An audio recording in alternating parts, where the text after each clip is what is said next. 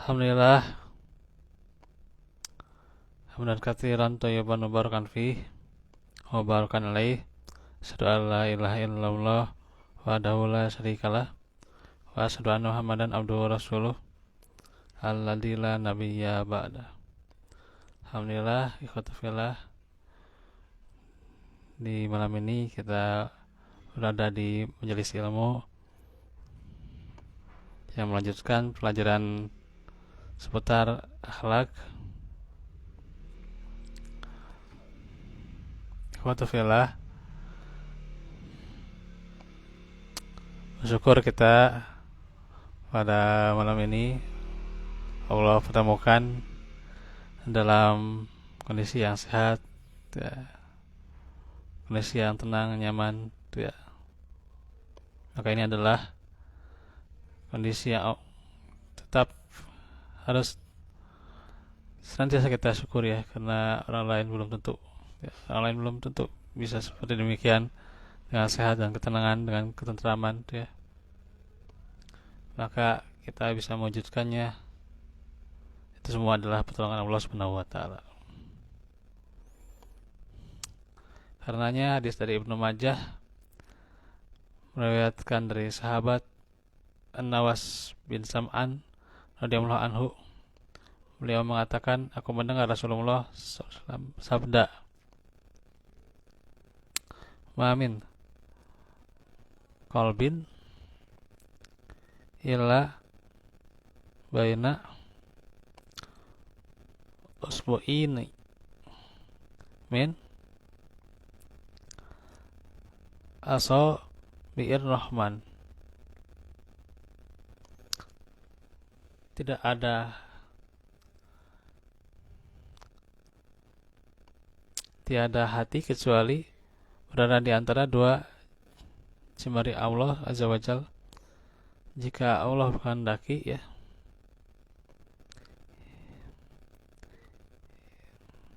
insya'a aqamah wa insya'a azakoh. Jika Allah menghendaki, Allah akan meluruskannya, dan jika Allah berkehendak, maka Allah akan memalingkannya. Riwayat Ibnu Majah. Maka kita berdoa, ya, di antaranya yang ditunjukkan di dalam hadis, ya musabbital qulub, ya, riwayat Ibnu Majah, ya musabbital qulub, sabit qulubana ala dinik. Wahai yang membolak-balikkan hati, tetapkan hatiku di atas agamamu. Riwayat Ibnu Majah nih, ya. Juga nih hadis dari Imam Ahmad rahimahullah, riwayatkan dari Ummu Salamah radhiyallahu anha, bahwasanya Rasulullah senantiasa berdoa, Allahumma muqallibal qulub tsabbit qulubana ala dinik. Wahai yang membolak-balikkan hati, tetapkan hatiku di atas agamamu. Karena juga Rasulullah menjawab perkataan Ummu Salamah bahwa, ya, tidak ada hati dari Bani Adam kecuali berada di antara dua jemari Allah, ya, hati Bani Adam itu, ya, hati anak Adam, ya. Jika Allah berkehendak, maka Allah akan meluruskannya. Jika Allah berkehendak, maka Allah akan memalingkannya.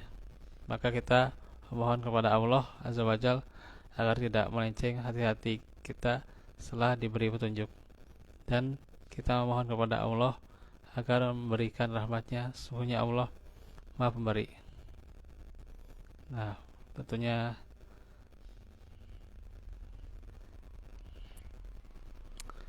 insyaallah nanti juga akan kita bahas seputar hati, ya. Karenanya akan sangat pengaruh, ya, gitu, yang namanya hati, ya.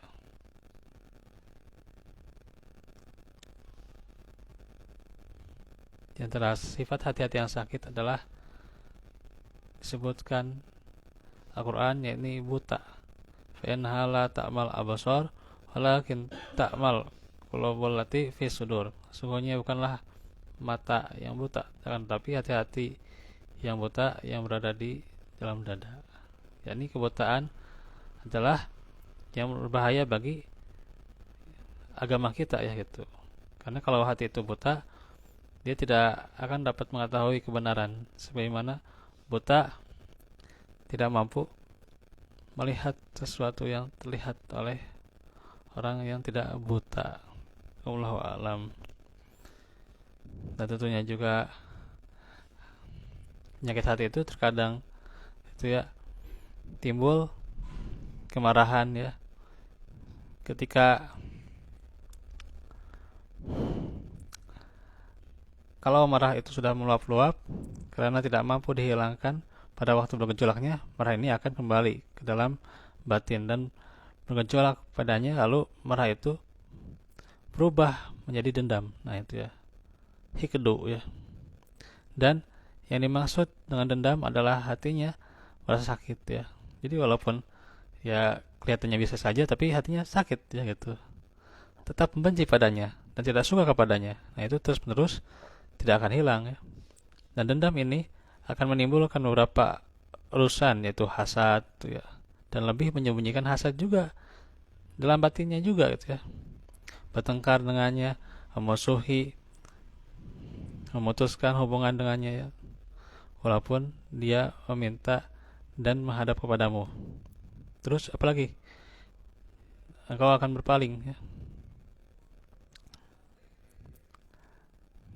Jadi acuh gitu ya, berpaling darinya dan menganggap kecil kepadanya. Engkau akan berbicara kepadanya dengan perkataan yang tidak halal, seperti dusta, ghibah, menyebarkan rahasia, membuka aib orang gitu ya, dan yang lainnya. Maka akan meniru-nirunya untuk mengejek dan memperolok-oloknya, akan menyakitinya dengan memukulnya dan apa-apa yang menyakiti badannya, dan engkau akan menghalanginya ya. Menghalangi apa? Ya untuk mendapatkan kebaikan ya, untuk mendapatkan haknya, baik dengan membayar utang kepadanya atau tidak ya,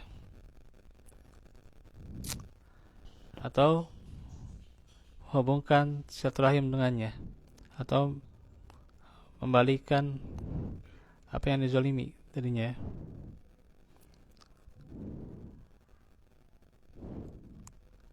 Jadi dihalang-halangi gitu ya untuk membayar hutang gitu ya, atau dihalang-halangi untuk tali silaturahim atau mengembalikan apa yang dizalimi ya. Tentunya itu semua adalah haram ya, karena tentunya kembali lagi kemarahan yang berasal dari hati itu ya. Maka jangan sampai kita menjadikan marah itu atau kedendaman itu ya, penyakit-penyakit hati ini melekat dalam hati.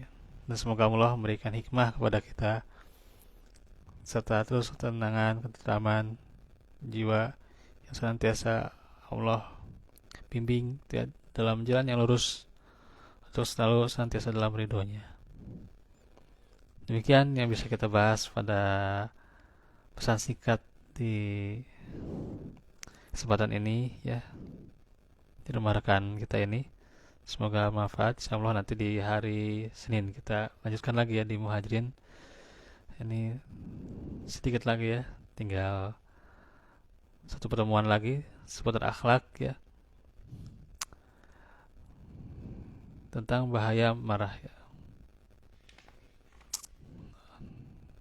Wallahu fikum wal afu minkum. Semoga Allah senantiasa melancarkan dan juga melapangkan dada kita terus menerima nasihat Al-Quran dan As-Sunnah. Aku lakukan hada wa astaghfirullah li wa lakum. Assalamualaikum warahmatullahi wabarakatuh.